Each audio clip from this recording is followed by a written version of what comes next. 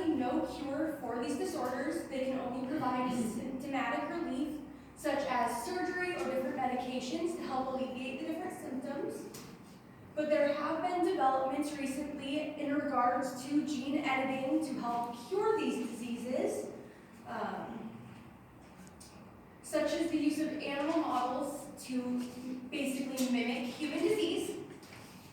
One of these developments has been CRISPR-Cas9, which was found in Streptococcus pyogenes in 2013.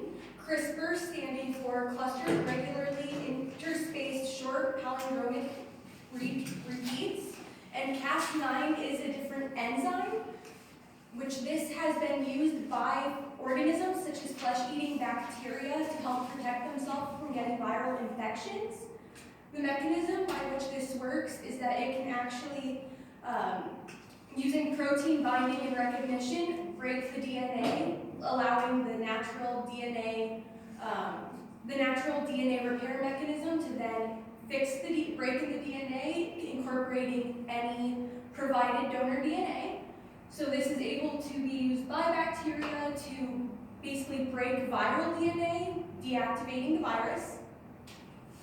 So in an ideal situation, this would be able to allow us to edit germline cells, which can then alter the differentiated cells of any offspring. So in this picture, you can see we have the donor mice, which are mutant.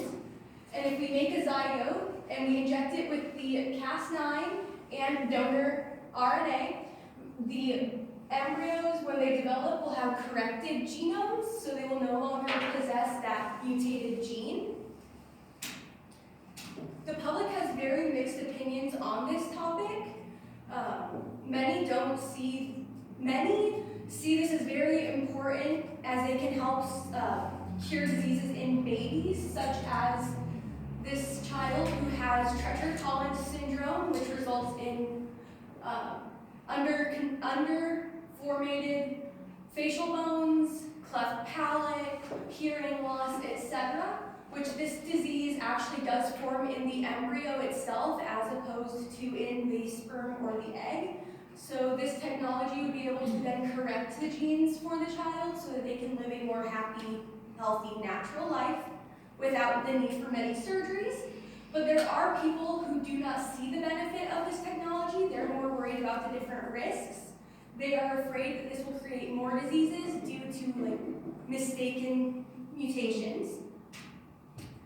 The public has many fears, such as the creation of designer babies, where the parents can choose every trait their child possesses, so hair color, eye color, height, which would lead to children being seen as commodities as opposed to individual human beings. They also fear that a genetic elite will be created by those wealthy couples who actually can afford to use gene editing. They fear that this, particularly in Asia, families could avoid the birth of female children as they prefer to have males. And there was a doctor who stated that he feared that the changes in the genome could alter the human species, which caused the public to fear that we could irreversibly lose a gene from our genome. This is due to a lack of public knowledge on genome editing, as this would actually take a massive amount of editing and they just aren't aware of this. Scientists believe that every alternative should be exhausted before we try to use CRISPR germline editing. So for an example, they believe we should use pre-implantation diagnosis so that we could actually take biopsies of embryos for IVF and culture them to just look at their genomes and discard any that have any genetic abnormalities. That way we can then choose healthy embryos and not just avoid using the ones with diseases as opposed to trying to correct them. Some scientists also fear this will create biological weapons by creating many new diseases through off-target mutations that can then create even worse diseases than we already have. Many scientists believe that much more research needs to be done before CRISPR is used clinically for humans. This includes somatic gene editing, so the editing of non-reproductive cells, because this would allow our risks to not affect future generations, as somatic genes are not being passed down to offspring. This also includes an increase in animal models so that we can make sure that all of these techniques are safe before applying them to humans.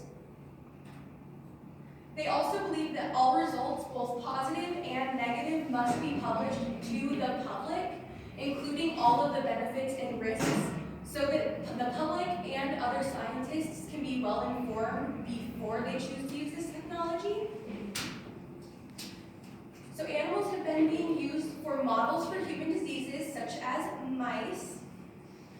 An example of an experiment is they replaced a gene for liver-based metabolic disease, and they were successfully able to remove this gene and create healthy mice, which led scientists to begin experimenting on larger farm animals, as they believe this is closer representation to humans in size, so it gave a better idea of how this could work. There are risks associated with CRISPR technology, including off-target mutagenesis, so mutations occurring in unintended locations, as well as mosaicism, so an individual having multiple different genomes within their body, all over, like in different locations. These off-target mutagenesis can lead to mosaicism, as well as leading to different formations of cancer through mutations, as mutations cause cancer. It can also cause other genetic diseases to be formed within the individual through unintended mutations. These are minimizable by tagging the Cas9 with a protein called ubiquitin proteasomal, which actually will help degrade the Cas9 and help slow its activity.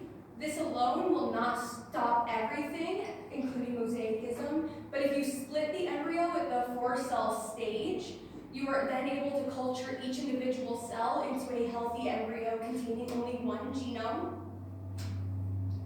So some animal studies that have been done using CRISPR-Cas9 have included this experiment on sheep.